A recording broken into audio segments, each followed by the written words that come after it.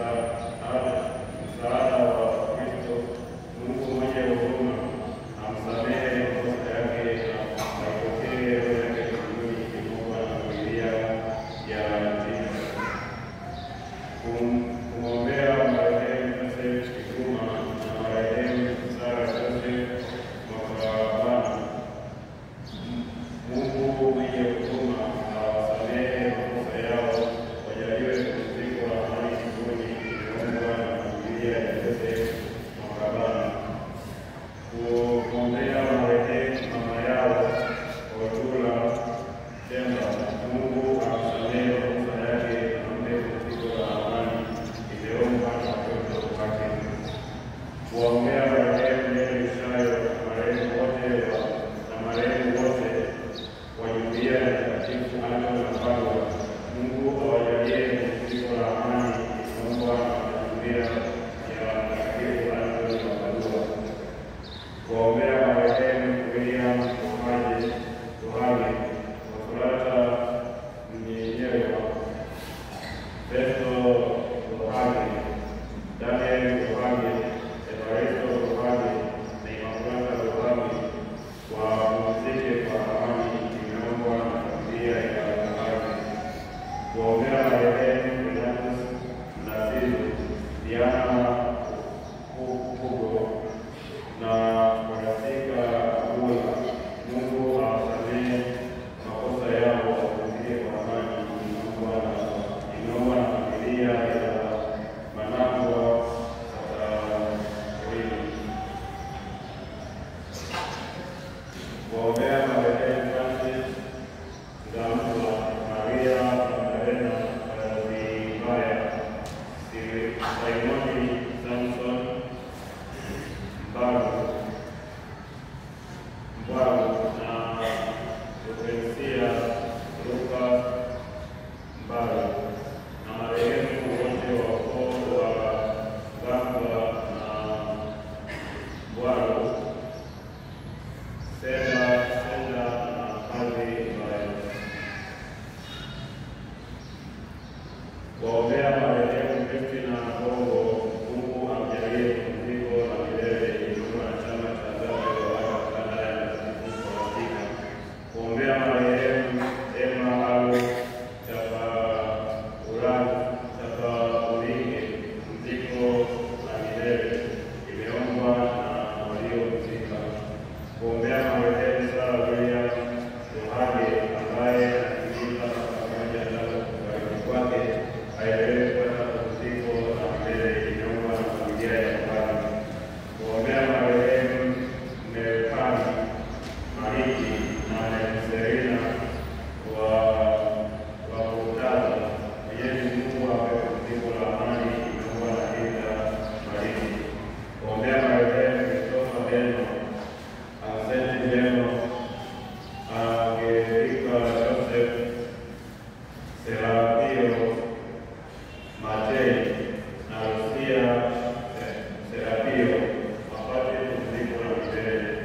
Kuombea marehemu Nesto Serapio, Maria Serapio na Dorothea Serapio, na wale wasio na wapenzi, imeombwa na Beno Serapio. Kuombea marehemu Rose Abraham, Helen Mgutwa, Renatus Mnasiru na Lucas Mgutwa,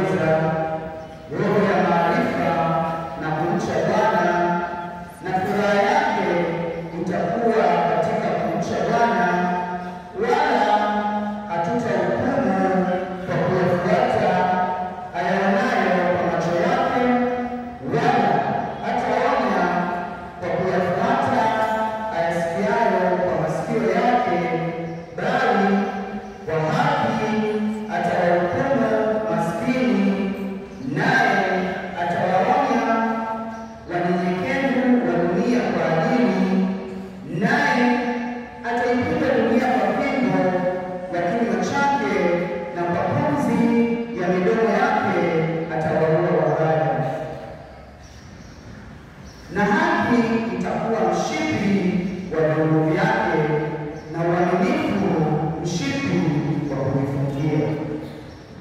Mbwa mwitu atakaa pamoja na mwana-kondoo, na chui atalala pamoja na mwana-mbuzi.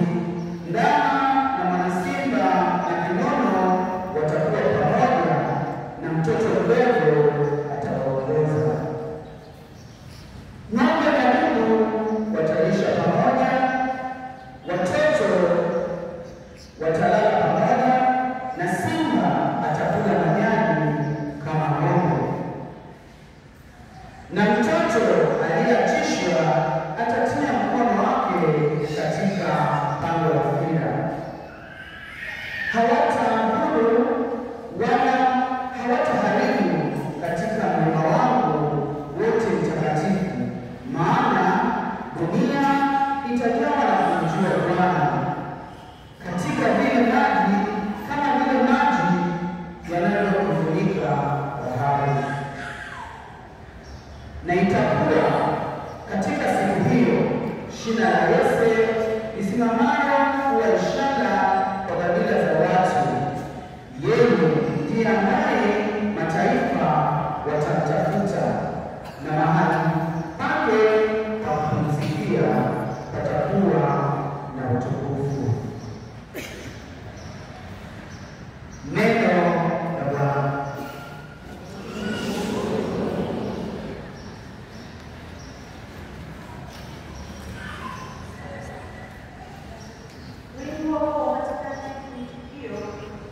Siku zake yeye mtu mwenye haki hata sijali, na wingi wa amani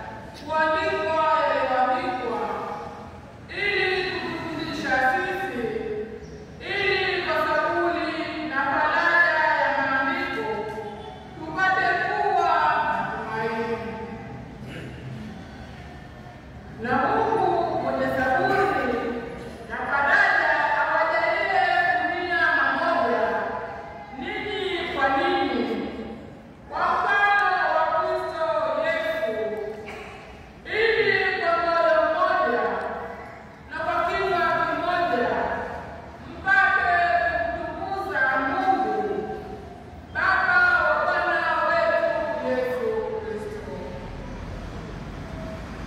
Kwa hiyo mkaribishane ninyi kwa ninyi, kama naye Kristo alivyotukaribisha, ili Mungu atukuzwe.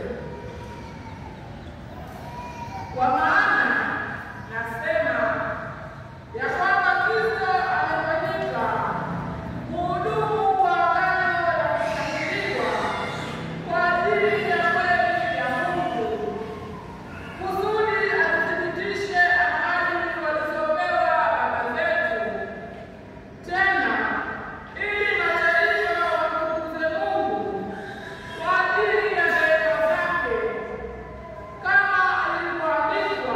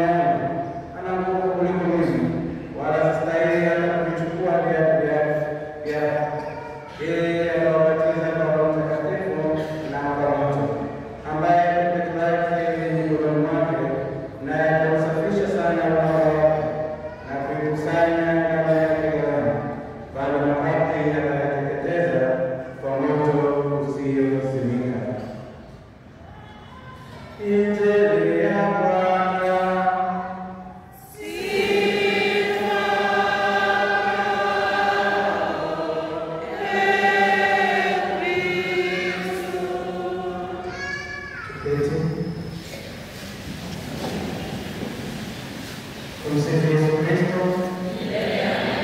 Mungu ni mwema na kila wakati.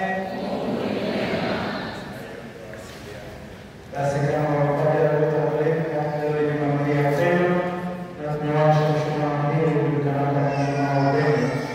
Jumapili ya pili ambayo kawaida ni Jumapili ya Upendo, na masomo yetu yote yanagusia swala la upendo. Upendo ni nini? Upendo ni kumtakia mwenzako lile lililojema, sio kumwambia na kupenda tu, lakini kumtakia kila wakati lililojema. Lakini kama kabla tuwatakia wengine yaliyo mema, lazima tujitakie sisi wenyewe kwanza yaliyo mema. Lazima kujifunza upendo, na ndani ya moyo wetu tukishakuwa na upendo, basi tunaweza kuwapa wengine upendo. Ndani ya mioyo yetu tukiwa na chuki, basi tutawapa wengine chuki. Ikiwa ni wadhuluma wasio na haki, basi tutakuwa tunawadhulumu. Lakini ndani yetu tukiwa na haki na upendo, basi tutakuwa na uwezo wa kuwapa wengine haki na upendo. Majilio ni kipindi cha kusubiri, kumsubiri Masiya wetu, mkombozi wetu, anayeleta ufalme wa Mungu, anayeleta ufalme wa Mungu katikati yetu. Kwa hiyo tunamsubiri, sio kumsubiri tu lakini tujiandae. Inawezekana mara nyingi tulikuwa tunafanya mazoea, tunafikiri kipindi cha majilio ni kipindi cha kusubiri Krismasi ili tule, tunywe, tushibe, basi yaishi. Hapana, kipindi cha majilio ni kipindi cha kusubiri mabadiliko. Kristo anapokuja, basi asante azaliwe ndani yetu, ndani ya mioyo yetu. Na ndio maana katika somo la Injili tunaaswa kuyasafisha mapito ya Bwana, kunyoosha njia za Bwana katika mioyo yetu. Ni pamoja na kufanya toba ya kweli na kutafakari katika kweli, kujua maadili haya lazima yawe na mabadiliko katika maisha yangu. Lazima Kristo aingie ndani ya moyo wangu na kufanya mabadiliko. Ndio tuna majilio mengi katika maisha yetu, majilio mengi, tunasubiri vitu vingi, wakati mwingine havina maana yote katika maisha yetu. Lakini inawezekana kwamba tunasubiri sana, na mambo ambayo hayana maana tunasubiri zaidi kuliko yale ambayo yana maana katika maisha yetu. Wote tunasubiri, hakuna asiyesubiri. Japokuwa wakati mwingine tunakosa uvumilivu kusubiri sana. Wakati mwingine unaweza unasali ukaona mtu amekujiri katika maisha yako. Wakati mwingine unaweza ukasali ukaona unaona kitu fulani, unasubiri ujio wa familia nzuri, unasubiri ujio wa biashara nzuri, unasubiri ujio wa kazi nzuri, unasali, lakini kusubiri kila wakati tukiwa tuna uvumilivu.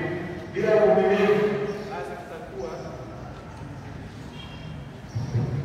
bila uvumilivu, basi tutakuwa tunarudia tu na kutafuta njia za mkato. Tumsifu Yesu Kristo. Bila uvumilivu tutakuwa tunatafuta njia za nini? Katika kutafuta njia za mkato ndipo tunapoingia katika kutokuwa na nini? Haki na upendo. Na kutokuwa haki na upendo inapeleka wapi? Inatunyima amani. Ndipo katika tunasema yeye aliye haki siku zake atazitaja, na atapata wengi wa nini? Wa amani. Mtu mwenye haki na upendo, wanapomtendea mtu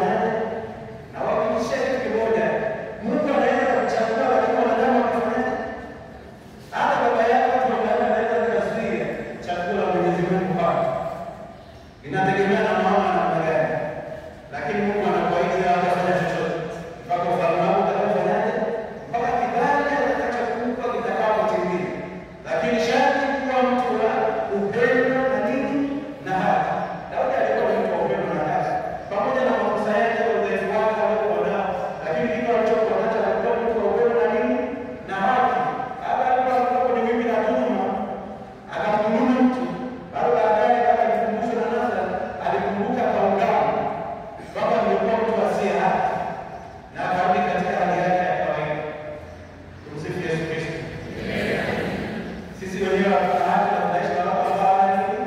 Hawana haki. Baba yangu, mama yangu, ndugu yangu wote hawana nini? Hawana haki. Ndio tunafikiri binadamu sana. Tukimwona wewe anakuza hivi tunaona tunamfuata. Tunataka kwa kitu kidogo. Ndio kusema ni kitu la kukosa haki. Kama ushaikuwa rushwa wewe una haki. Na kama ushapokea rushwa wewe mambo una nini? Una haki. Kwa sababu mtu ana uwezo wa kukupa rushwa.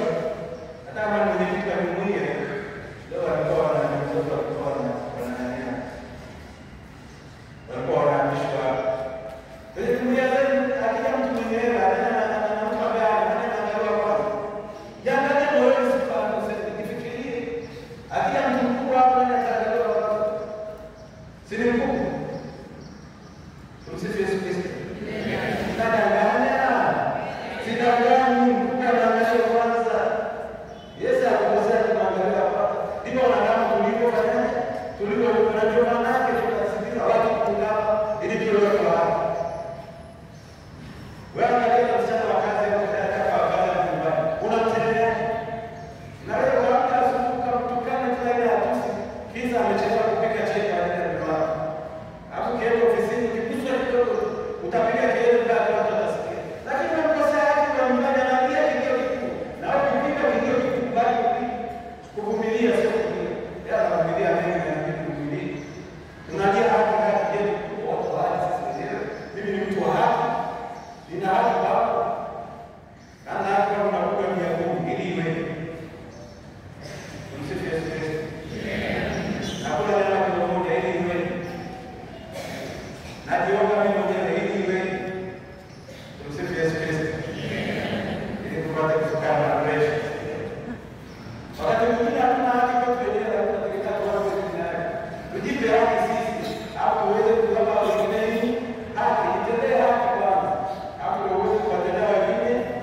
Na mtu mwingine anasema sijipendi. Jipende kwanza. Penda roho yako lakini penda mwili wako pia. Ukishaanza kupenda roho yako na mwili wako, basi utamtendea mwingine vizuri ili na yeye akurudishie upendo na haki. Usitegemee kurudishiwa upendo na haki. Alafu wewe una upendo na haki. Haiwezekani. Hicho ni kitu ambacho hakifanyiki, hakiwezekani kabisa. Ndio siku ya leo tunajifunza kwa watu wenye haki. Usipokuwa watu wenye haki na upendo, shoka lipo. Tumsifu Yesu Kristo. Hata tunabatizwa na maji. Lakini Kristo anataka tubatize kwa nini? Kwa roho na moto. Abadilishe nyoyo zetu. Ziwake moto wa upendo na moto wa haki kama Injili inavyosema. Lakini kikubwa ni kunyosha mapito. Bila kunyosha mapito hakuna kitu chochote kinachowezekana. Inawezekana tunasikilizana hapa. Kuna mwingine anasubiri misaisha haraka ili akatende damu. Tumsifu Yesu Kristo. Mtu anasubiri hapa.